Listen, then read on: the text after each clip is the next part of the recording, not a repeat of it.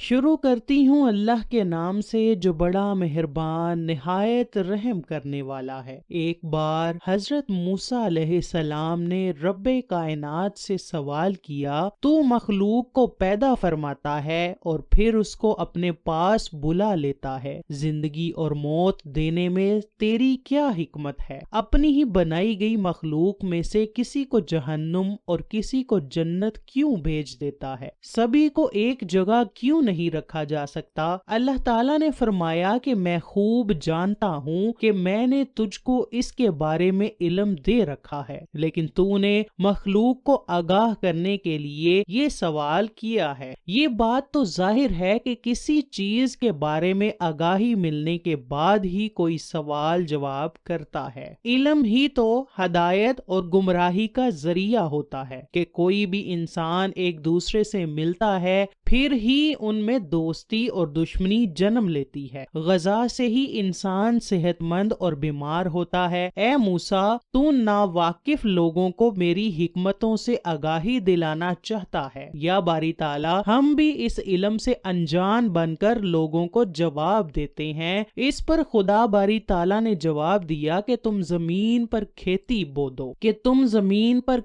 بو دو، جب فصل پک جائے تو اسے کاٹ ڈالو۔ جب حضرت موسیٰ علیہ السلام نے کھیتی کو کاٹ ڈالا تو اللہ تعالیٰ نے حضرت موسیٰ سے دریافت کیا کہ تم نے ہی اس فصل کو بویا تھا، اب تم نے ہی اس کو کیوں کاٹ ڈالا ہے؟ اس پر حضرت موسیٰ نے جواب میں عرض کی، یا باری تعالیٰ، یہ فصل پک کر تیار ہو گئی تھی، اگر میں اس کو نہ کاٹتا تو اس میں جو دانا اور بھوسا تھا وہ خراب ہو جاتا، دونوں نے ہی ایک دوسرے کے ساتھ مکس ہو جانا تھا۔ حضرت موسیٰ علیہ السلام نے کہا کہ باری تعالیٰ، میری عقل نے یہی مناسب سمجھا کہ اس کو کاٹ دیا جائے۔ اللہ تعالیٰ نے حضرت موسیٰ علیہ السلام سے کہا کہ یہ عقل تجھ کو کس نے عطا کی ہے؟ اس پر حضرت موسیٰ نے جواب دیا کہ یا باری تعالیٰ، میرا سب کچھ آپ کا ہی عطا کرتا ہے۔ اللہ تعالیٰ نے فرمایا کہ ہر انسان میں دو روحیں پائی جاتی ہیں، ایک روح پاک ہے اور دوسری روح ناپاک ہے۔ اللہ تعالیٰ نے فرمایا کہ کسی میں موتی جیسی روح پائی جاتی ہے اور کسی میں کنچ کی پوت جیسی روح موجود ہوتی ہے، اس لیے ان کو الگ الگ کر دینا ہی مناسب ہے۔